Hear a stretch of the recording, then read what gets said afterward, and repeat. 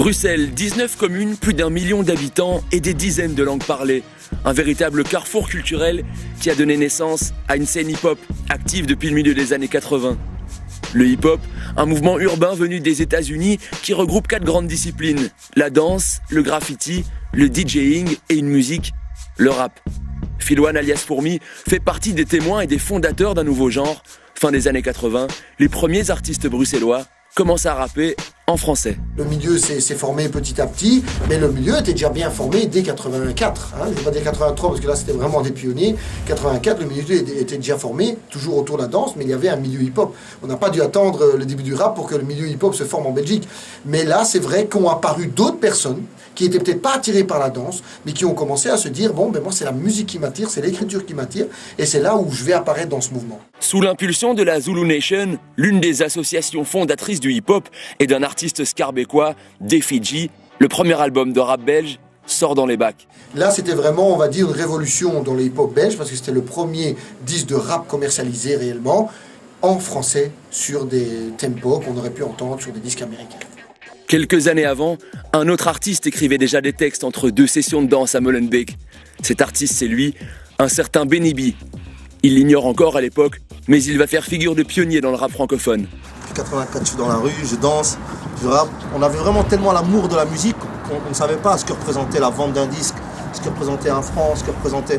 Donc, on était vraiment à l'état brut. Avec un son, un style et un look incomparables, ceux qu'on appelle les Benny B vont faire un tube avec leur premier titre.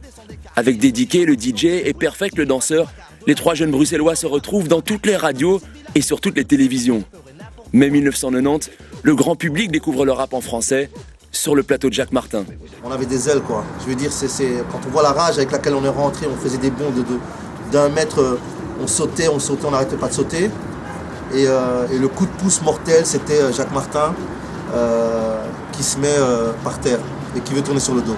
Là, ça a été le buzz de l'époque, mais pour tous les médias, quoi. Benny B, ce qu'il a fait, il l'a fait, mais il a dû s'expatrier pour être connu en Belgique. Il n'a jamais été reconnu en Belgique, jusque quand il a fait Jacques Martin et d'autres émissions en France, où la Belgique l'a rappelé pour dire « Toi, t'es de chez nous, viens faire ça chez nous ».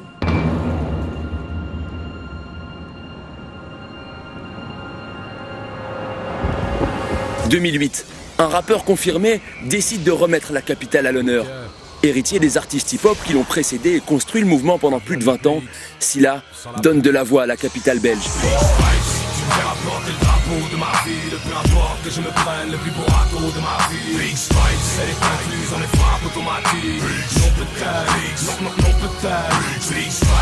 BX Vibes, toute l'énergie de la capitale concentrée dans une chanson, un véritable hymne à la ville, l'écho d'une jeunesse décidée à donner un nouvel accent belge au hip-hop. Je savais que des gens, notamment en France, appréciaient ce que je faisais. Et donc, étant donné aussi le contexte, on me disait, écoute, t'es belge, ça va pas très bien passer, etc. Je me suis dit, moi, à mon échelle, j'ai envie de faire un morceau. D'abord, ça a été le morceau, ça n'a pas été un clip. J'ai envie de faire un morceau où je disais, non, moi je m'en fous, je suis bruxellois, que ça plaise pas. Je suis qu'un belge, je devrais faire marrer leur fils. Limite, ils me verraient bien en feat avec Malik and Peace. Quand j'ai fait BX Vibe, c'était pas pour dire je suis Bruxelles, je suis le père du rap bruxellois, moi pas du tout. Je suis fier de ça, tu vois, on a grandi ici, donc... Et ça a été plus un coup de gueule, je me suis dit, moi, personnellement, quitte à me prendre le plus beau râteau de ma vie, tu me fais rapporter le drapeau de ma ville, point. Dans ce clip et la version remixée qui a suivi, on peut y voir bon nombre des acteurs majeurs de la scène actuelle. Chaque artiste représente ou défend sa ville à sa manière. Les premières sorties de rap francophones, elles sont belges, même bruxelloises, toi j'ai envie de dire.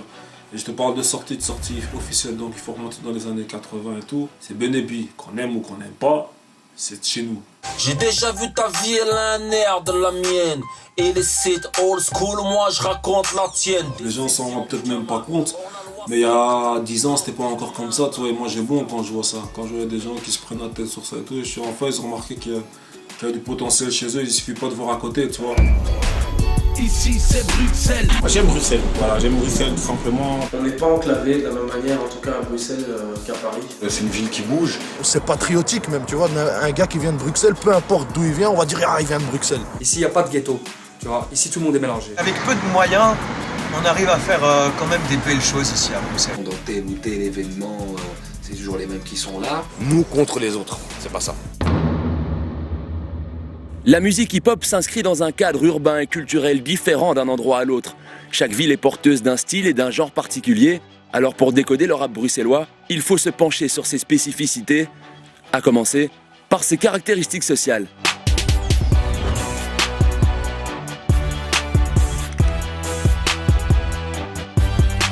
L'essence même du hip-hop, c'est la rencontre entre les cultures et le hip-hop est né, et d'ailleurs ça s'est confirmé vraiment dans tous les premiers groupes, depuis BRC, même chez Benny B, c'est vraiment l'icône, c'est Black Blamber, hein, c'était donc la rencontre entre les cultures. Les MC ont tout de suite été dans des textes plus sociaux que des rappeurs qui sont issus peut-être d'autres vies. Moi je suis fort aussi dans le combat de l'unité entre tout le monde, peu importe les communautés. C'est quelque chose que je continuerai à mettre en avant. Donc si je peux transmettre ça à un public, ben voilà, moi c'est mon but. Honnêtement, avant de sortir mon disque, je pensais qu'il y a les gens qui me soutenaient, il n'y avait que des Congolais, tu vois, qui me soutenaient parce que je suis Congolais aussi, tu vois. Mais en fait, je me suis rendu compte que non, les gens qui ont écouté mon disque, qui l'ont acheté, qui viennent me voir en concert et tout, il y avait toutes les couleurs. Et ça, je trouve que c'est déjà... C'est bien, ça correspond à Bruxelles en fait. C'est vraiment, je retrouve Bruxelles dans mon public. Et s'il reste en deux blocs, c'est parce que je les sens. J'écris tous les jours boule, j'en ai chopé des ampoules. Chante l'ombre pour être à des années-lumière fou. C'est important pour chaque artiste de revendiquer son identité, de venir et de présenter qui il est, d'où il vient et de l'assumer tout simplement. Bruxelles, tu montes dans le tram, il y a 20 nationalités différentes, tu vois. C'est ça Bruxelles, tu vois. Il y a de tout, il y a des rappeurs chiliens, il y a des rappeurs blacks, il y a des rappeurs arabes. On fait tous la même musique et ça sent dans les écrits, tu sais, on se voit tous au snack, hein, de toute façon. Yo, moi c'est Convoque, on se connaît pas donc surtout viens pas me parler comme à ton pote. C'est vachement multiculturel, ça a peut-être été un peu sectaire au départ, mais aujourd'hui je veux dire, je connais des Arabes qui traînent avec des Blacks et des Chinois, et des Belges, et tu vois, et des punks qui traînent avec des rappeurs, et des rappeurs qui traînent avec des gens qui font de l'électro, donc tu vois, j'ai l'impression que ça peut amener qu'à une identité propre. Une multitude d'identités sont ici rassemblées pour en former une seule, une identité bruxelloise. Par sa diversité, difficile d'en donner une définition précise et définitive, mais elle renferme au moins un certain rapport privilégié à la ville qui s'exprime parfois par des revendications territoriales. On ne donne pas assez la voix à des mecs qui viennent des quartiers défavorisés. Quand je parle d'Anderlecht, quand je parle, on voit encore de haut, quand on nous appelle les délalés, on nous voit encore de haut. Le hip-hop, c'est donner la voix à des gens qui ont pas la chance de parler. Si tu sais pas ce qui se passe dans les quartiers, bah t'écoutes la reste. Les plus petits en tout cas, il y en a plein qui se sentent représentés par des clips comme BX Vibes, Bruxelles en force, BXL Zoo, tu vois, des trucs assez nationalistes en fait, tu vois, assez où on représente, c'est Bruxelles maintenant, on se réveille, tu vois. On n'a pas honte de le dire, on vient de là, on te lâche nos caractéristiques dans la gueule, on te montre que voilà, maintenant, on est là, on s'affirme, c'est notre ville. Comme disait Gandhi, les codes postaux sont des bandes maintenant, tu vois, je veux dire, c'est chez nous, c'est des délire, tu vois, des 10-30, des 10-80, etc. Il n'y a pas de rap molenbeekois ou de rap anderlechtois ou de rap saint-gillois, tu vois, c'est le rap bruxellois. Le fait de quadriller par quartier, de définir par code postal, je trouve que c'est un peu réducteur. Je ne me sens pas trop dedans, étant plutôt bruxellois, plutôt que de me définir par un quartier, par un code, par machin. Je trouve ça pas intéressant, quoi. Parce que le rap n'appartient pas, et ça c'est important de le dire, n'appartient pas à une classe de la population, à un quartier ou à une manière, parce que tu as vécu tel truc donc tu as le droit de rapper ou pas. Ça appartient à tout le monde le rap. Tout le monde peut l'écouter, tout le monde peut en faire. Parce que tu vas dire 10-80, 10-90, bah, je prends le tram 5 minutes, je passe d'une commune à l'autre. Ça a une appartenance du côté représente, tu vois, pour dire d'où tu viens, pour pas que les gens puissent douter de ta sincérité ou entre guillemets la street crédibilité, mais je pense que c'est pas d'où on vient qui compte, c'est où on va et qui on devient.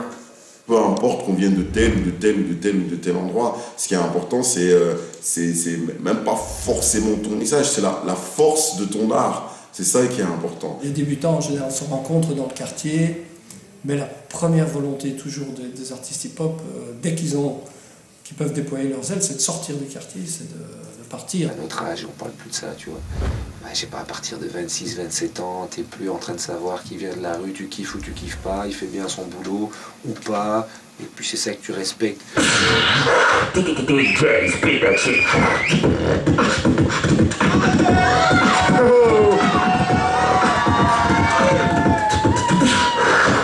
Sur la forme, On trouve dans le rap bruxellois une vraie signature vocale.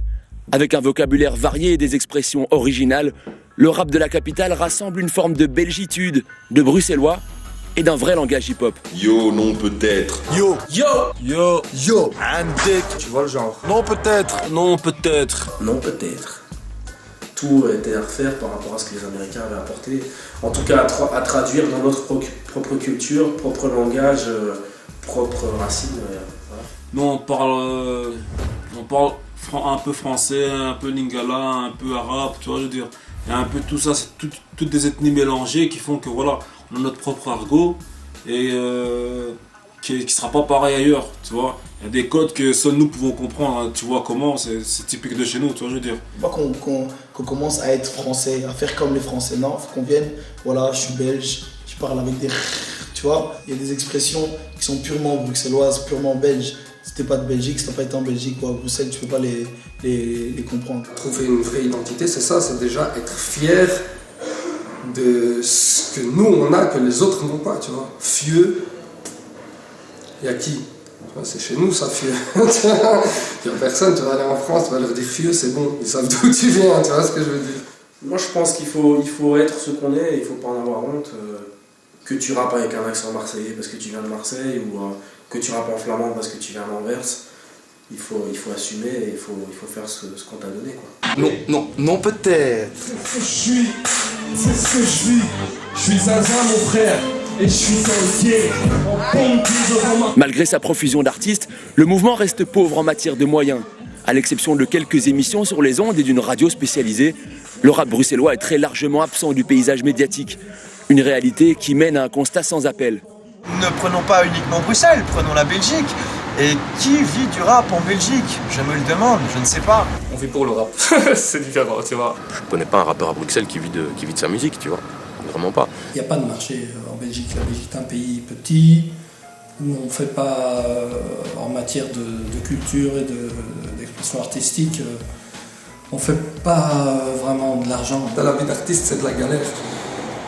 Tu veux pas galérer, fais autre chose, quoi. À partir du moment où tu penses vivre du hip-hop, ben, t'es déjà mal barré. Moi, c'est vraiment un passe-temps, un kiff.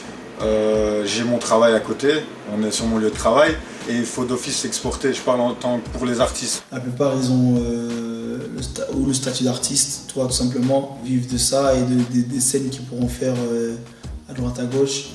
Ou alors, ben, ils font du rap et à côté, ils travaillent, comme moi, tu vois.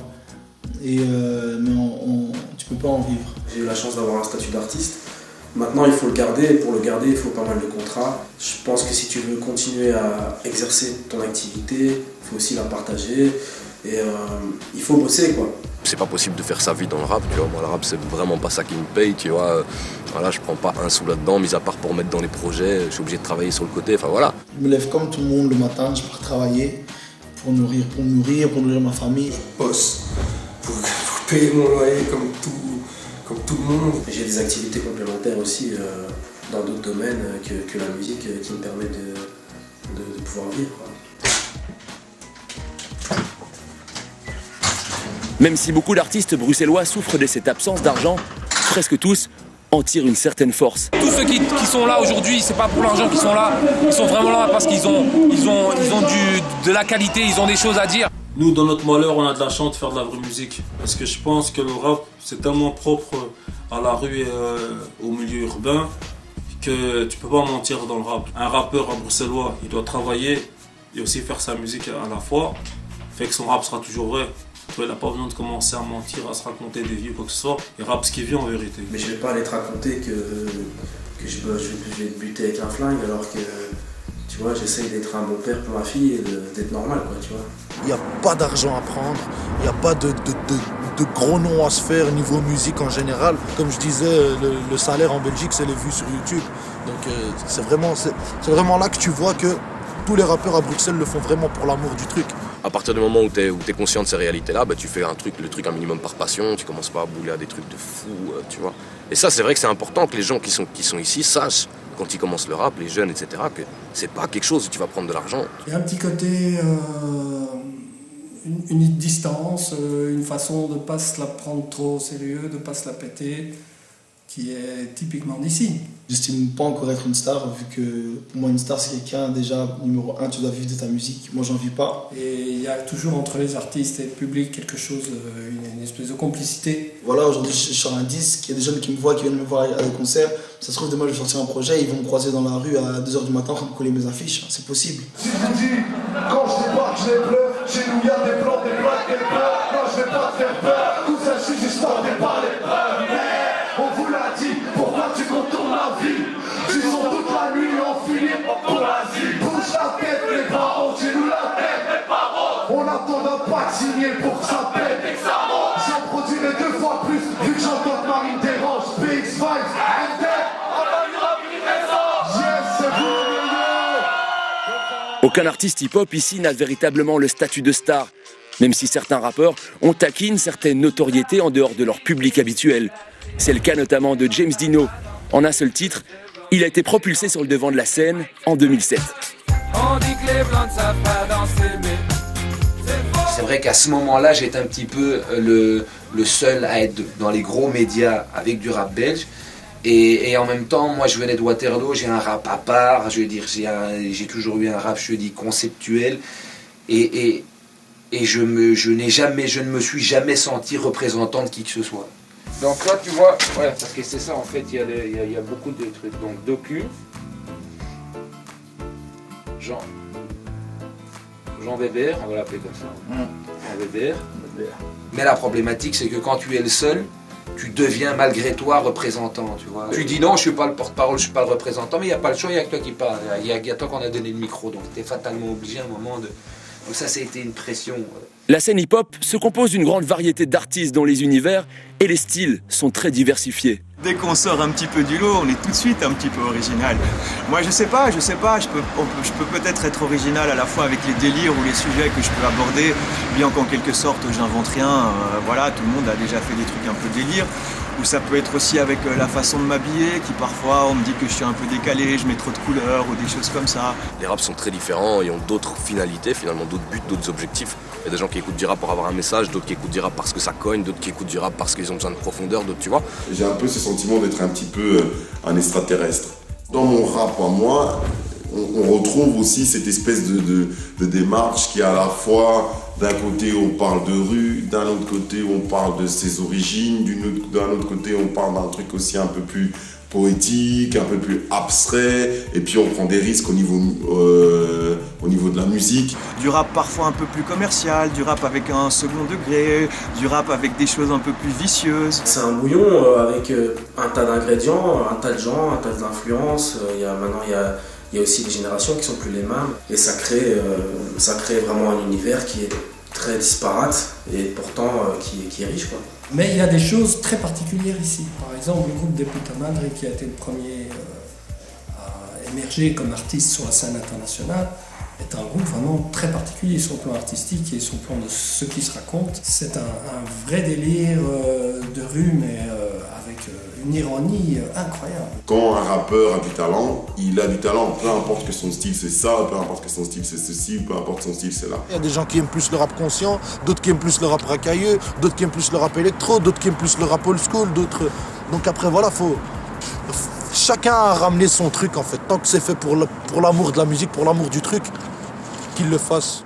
Pour évoluer dans cette musique, il faut développer un vrai sens de la débrouille, qui peut créer certaines vocations. Dans la misère du rap belge, on tient notre force. En tout cas, moi personnellement, j'ai appris à faire des clips, à écrire, à composer, à structurer pas mal de trucs, parce qu'on ne les a pas donnés en fait. On voulait nous mettre dans un truc social. Quand on a voulu franchir le pas pour devenir professionnel, ça veut dire avoir notre propre structure et tout, là il y a des blocages. On l'a tout fait par nous-mêmes, tu vois. Quand on a commencé dans le Move ici, déjà on était vus comme des marginaux, parce qu'on vient des quartiers, on vient de Molenbeek. Voilà, on organise des concerts, on a notre propre studio, notre propre label. Il y a plein de métiers au fait à faire dans le rap. Tu peux être DJ, tu peux être manager, tu peux être producteur, tu peux être compositeur, tu peux être journaliste, tu peux être graphiste, il y a plein de trucs. Et il y a des manques partout. Encore plein qui font des sites en même temps aussi, tu vois. Donc c'est ça un peu la caractéristique des gens d'ici de Bruxelles, c'est qu'ils sont un peu tout-terrain, on va dire, tu vois.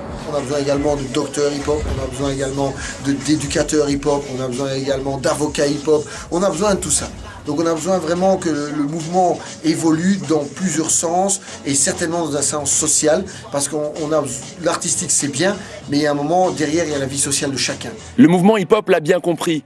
Il doit compter sur ses propres acteurs pour se diffuser et se faire connaître.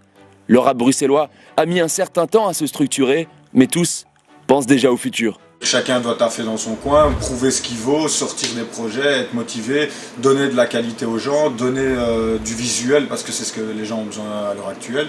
Et donc par le biais de tout ça, prouver ce qu'on vaut et donner envie aux structures, aux peu de structures existantes de les diffuser. On a beau arriver par nous-mêmes, si la communauté en quelque sorte n'ouvre pas ses portes, on sera toujours pas booké dans des gros événements, on sera toujours à faire des petits concerts underground organisés par l'un ou par l'autre qui nous invite. Comme je dis, c'est vraiment en se bougeant nous-mêmes que les choses avanceront, quoi. Que les gens devront se rendre à l'évidence que voilà, il y a un mouvement en Belgique. Je pense pas que ce soit plus difficile qu'ailleurs, surtout qu'il y a la plateforme internet qui permet quand même de voyager, j'ai envie de dire, donc de faire connaître un peu le rap belge ailleurs. En voyageant encore une fois sur internet, en regardant ce que les jeunes font, je me rends compte que bon voilà, il y en a plusieurs qui sont en train de se structurer, qui créent leur mini-label, qui disent bon voilà, moi j'ai ça, et ça se professionnalise au fur et à mesure. Tu sais, maintenant, on est au PC portable, on est au studio à la maison, tu fais des beats dans ta chambre. À l'époque, trouver quelqu'un qui faisait des beats, mon pote, c'était comme Win for Life, tu vois, c'était chaud. Hein. J'espère juste un truc, c'est que si moi je peux pas en profiter, que ça sert pas à rien et que les gars là d'après qui en valent la peine vraiment puissent profiter de ça.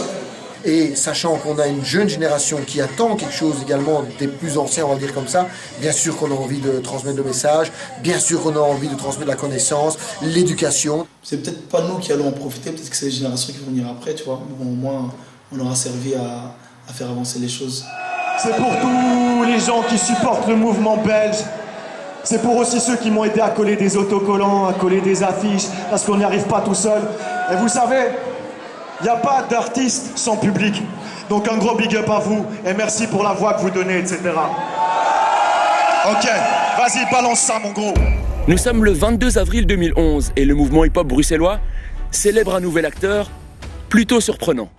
À l'initiative du rappeur Rival et de ses associations, le Mannequin Peace est habillé aux couleurs du hip-hop. Aujourd'hui ça, Mannequin Peace habillé en hip-hop, c'est pour la communauté hip-hop belge. C'est pas pour souterrain, c'est pas pour prohiber, c'est pas pour Rival, c'est pour personne d'autre que pour la hip-hop. Non peut-être. La statue la plus représentative de Bruxelles, habillée en b-boy, la figure phare du mouvement, c'est un symbole fort. Mannequin Peace, comme l'artiste hip-hop, sont tous deux des personnages provocateurs, libres et indépendants. C'est peut-être là un signe de la reconnaissance, tardive, mais bien réelle, d'une culture à part entière. Non, peut-être.